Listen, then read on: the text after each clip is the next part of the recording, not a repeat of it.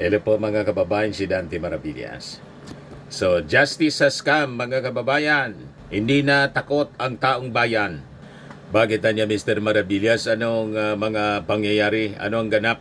Alam naman po ninyo, yung impeachment laban kay Sara Duterte, umuusad na po. Ayan yung balita ng Daily Guardian. 4 impeachment complaints versus Sara Duterte referred to House Justice Panel. The House of Representatives on Monday referred 4 impeachment complaints kahapon po against Vice President Sara Duterte to the Committee on Justice chaired by Batangas Representative Gerbil Luistro. Deputy Speaker Ferhinel Biron, who was presiding over the session at around 3:47 p.m., formally referred the complaints to the panel. The referral also activated the 1-year bar on filing of additional impeachment complaints against the Vice President. Among the allegations cited were the supposed misuse of confidential funds, claims made by Ramil Madriaga, a former aide of Duterte, alleged ill-gotten wealth, and failure to properly declare assets in the Statement of Assets, Liabilities, and Net Worth or SALN, and her alleged threat against President Ferdinand Marcos Jr., First Lady Lisa Araneta Marcos, and former Speaker Ferdinand Martin Romualdez.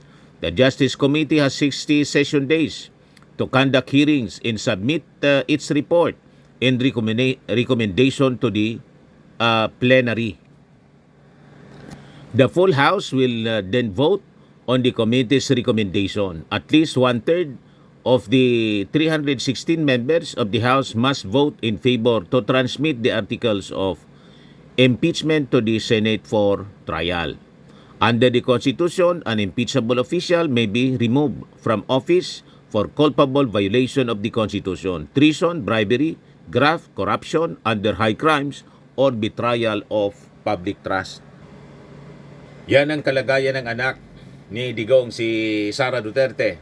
Abang si Digong mga kababayan, kahapon din confirmation hearing sa ICC. So sabay sila. Nauna si Sara sa referral ng 4 na impeachment cases laban sa kanya sa Justice Panel, tapos si Digong confirmation hearing. At sabi sa post ni Atty. Reyes Del Rosario, as a lawyer, I think nag-give up na si Kaufman. Sa tingin niya, wala talagang chance yung kaso niya.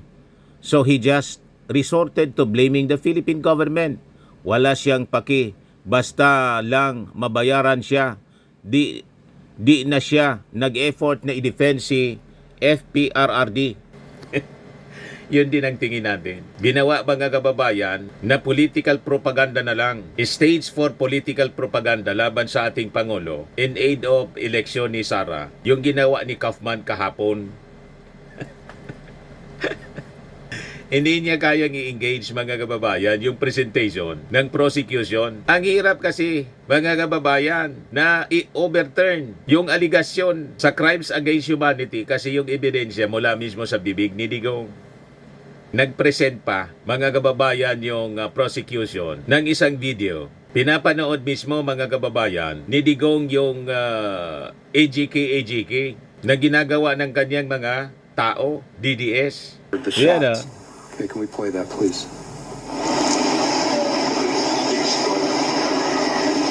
Sa mga dati ganito din.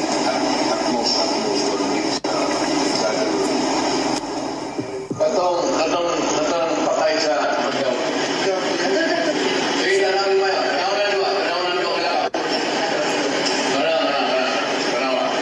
Iskal, pati mo mo kasi mo. Pero magiging klaro.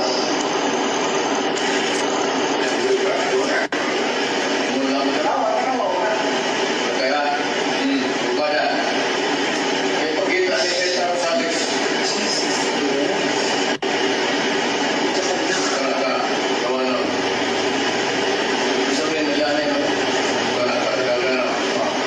Pinagabol mga kababayan.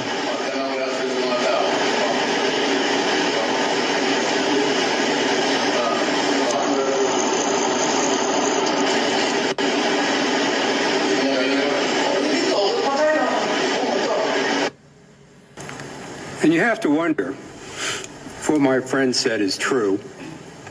that Mr. Duterte is an honest mayor trying to solve crime. You have to wonder, Mr. Duterte portrayed himself as tough on crime, law and order enforcer. So paano yon i-overturn ni Kaufman? Kaya sa mga statement ni Kaufman, mga kababayan, sa interview ng media, pinulitika na lang niya, mga kababayan, yung hearing, yung kaso, pagkatapos sinisi niya yung media. Ayan, sinisi yung media ni Kaufman. With a sensational headline in a twisted editorial slant, they, referring to media, highlight the salacious content which ignoring the true context because that is what captivates the reader. Dinamay pa kami. Kami, taga-kwento lang kami. Chroniclers of events. Taga-kwento lang kami. Isidigong ang yung gumawa at inamin niya mula mismo sa kanyang bibig. Kaya hirap na hirap si Kaufman kung paano i-defend si Digong. Paano mo naman ba i-defend ito, mga kababayan? Quote on camera. Sila may order rin niya sa Tukino. Wala akong pakialam dyan sa human rights. Wala na siyang pakialam sa human rights. Ang kasalanan ko lang yung mga extrajudicial killing. Oh, Ang kasalanan ko lang yung mga extrajudicial killing. So in the dying days of my administration, kasalanan daw niya, see that, AJK. there will be serious cases of filed against me. Mapupunta talaga ako sa Muntinlupa. But you said a while ago that if somebody will sponsor your fare to the ICC, you will voluntarily submit yourself to their investigation and jurisdiction. Yes. Pero kung sila magpunta dito, sipain ko. Sipain pa daw niya yung ICC.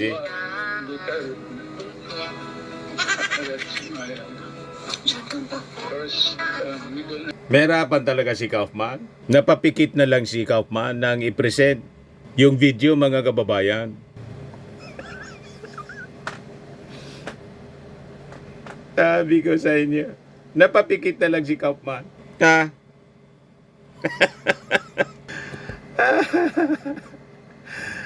Na-mention na rin, mga kababayan, yung mga co-perpetrators. Sabi dito sa balita, pinangalanan na ng ICC Prosecution Panel ang mga co-perpetrators ni Rodrigo Duterte sa crime against humanity na kanyang hinaharap sa ICC, si Bato de la Rosa, si Vicente Danao, Bongo, Dante Giran, Vitaliano Aguirre. Yan, mga kababayan.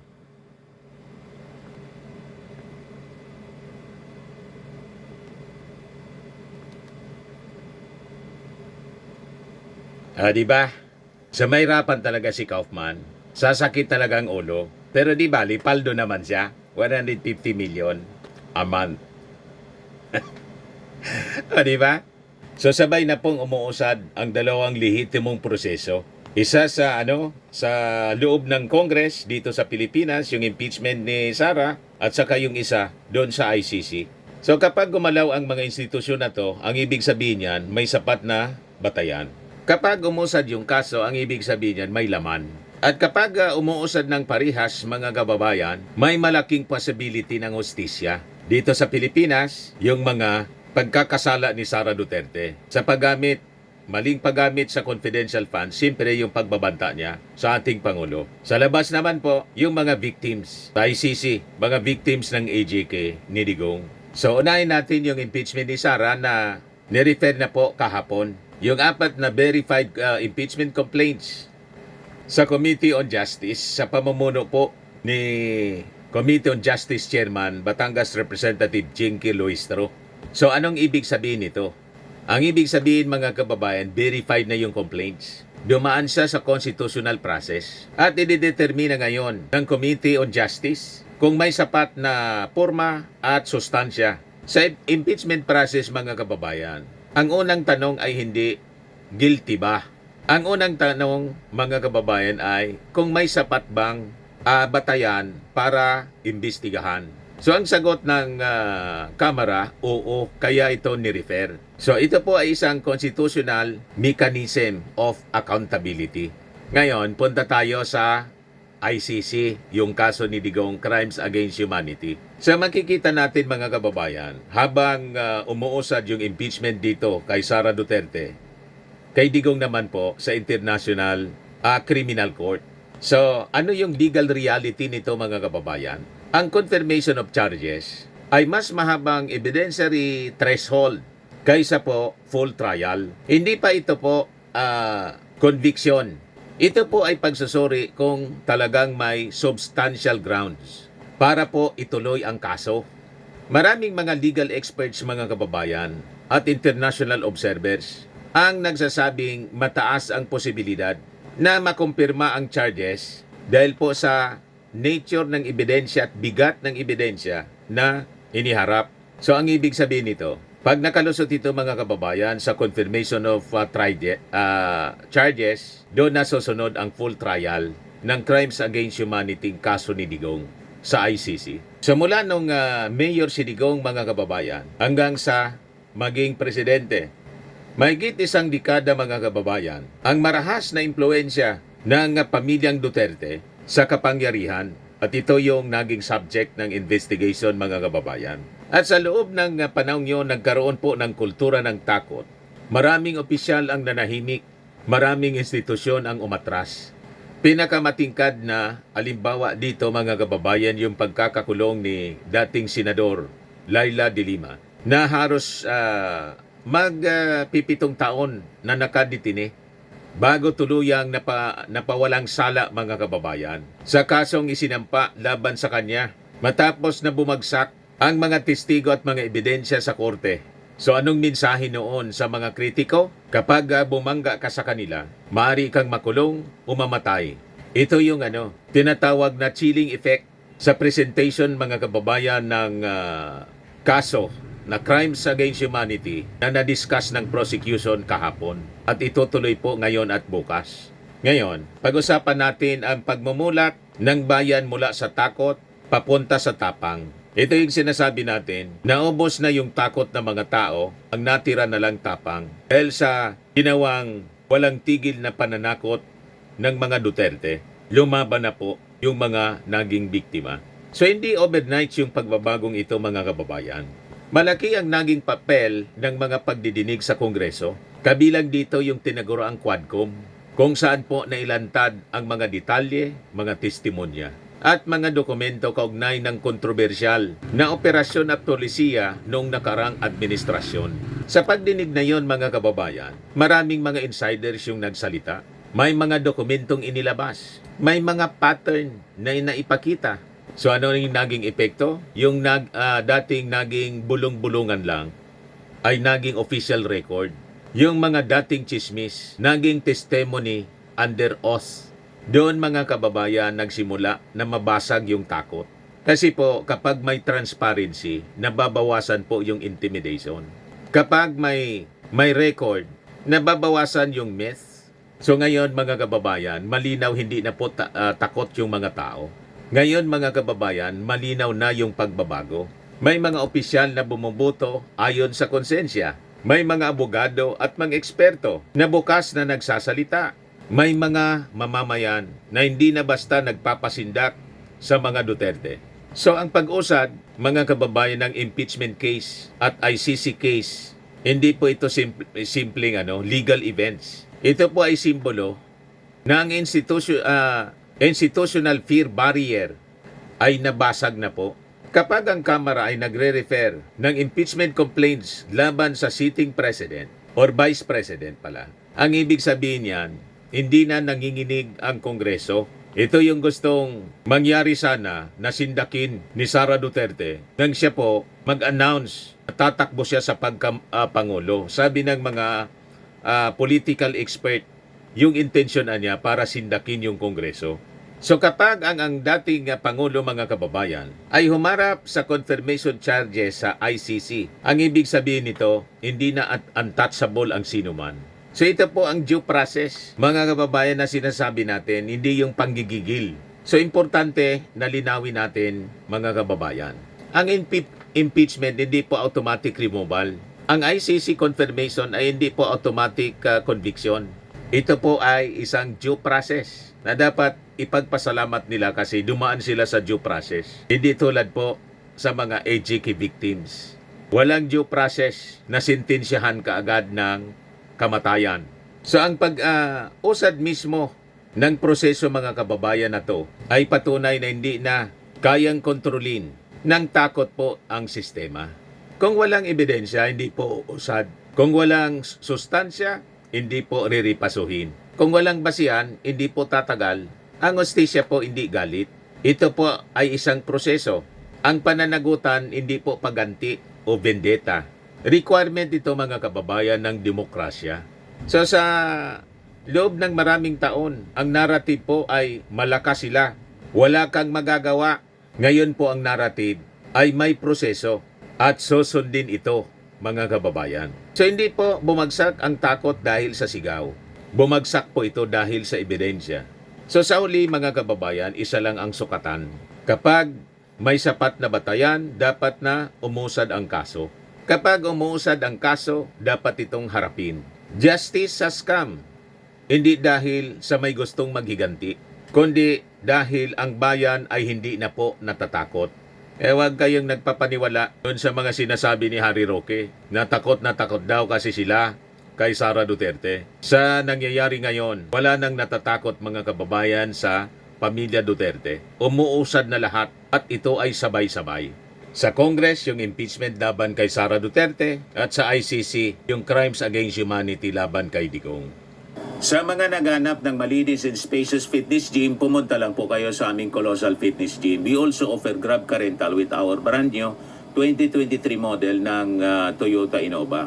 We also accept booking for those who are planning to travel via PAL, Cebu Pacific, and other airline companies, local and international, and bills payment for Meralco Bills, PLDT, Aleco Bills, etc.